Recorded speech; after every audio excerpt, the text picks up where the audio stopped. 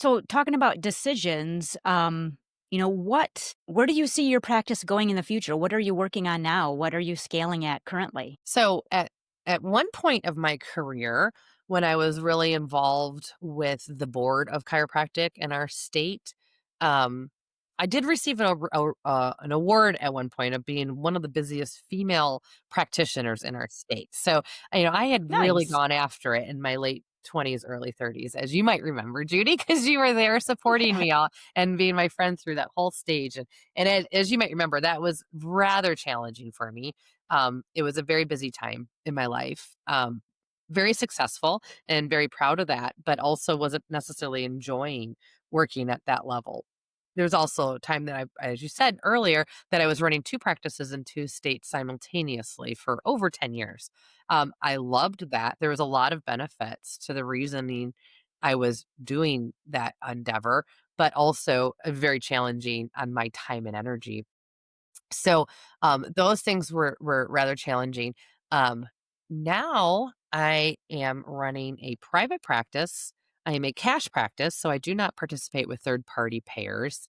My practice is 100% referral in this small town. And so I've never had a more rewarding experience in practice than I'm having at the current moment. I'm the team doctor for most of the high schools in our area. So I love working with these athletes and really helping to inspire them and answer their questions, and they're so interested in health and wellness and performance at that age.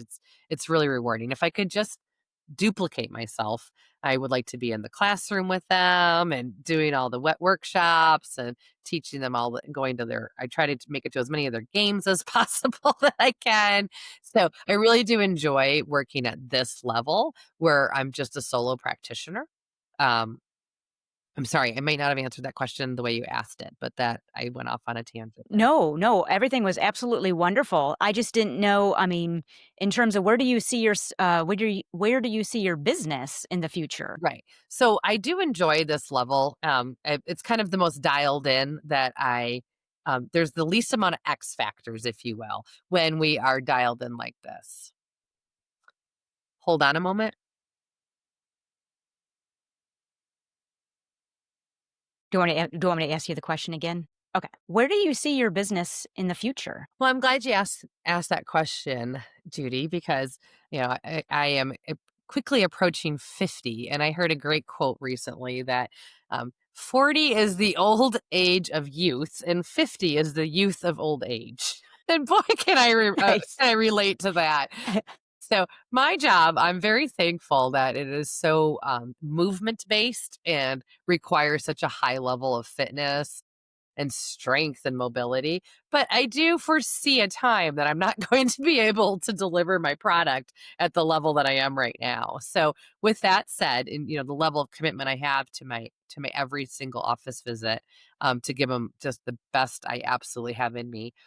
I don't know that I'll be able to physically do that job for very much longer. So I'm really enjoying being able to diversify and speak to larger crowds. So I have moved into the online coaching i- um, industry, and the fact that I have developed a wellness workshops and a teach yourself some stability programs that I'm working on scaling and figuring out exactly how many modules we are teaching online classes now. So I would like to see that I will always be involved in the running of an actual clinic, but spending half of my time working virtually and not in the hands-on arena with patients. So the world is my oyster in that.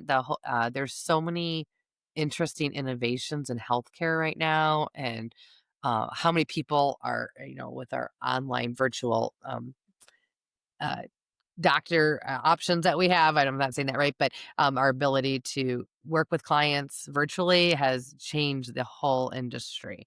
So I'm loving the ability to share the same message with several people at a time.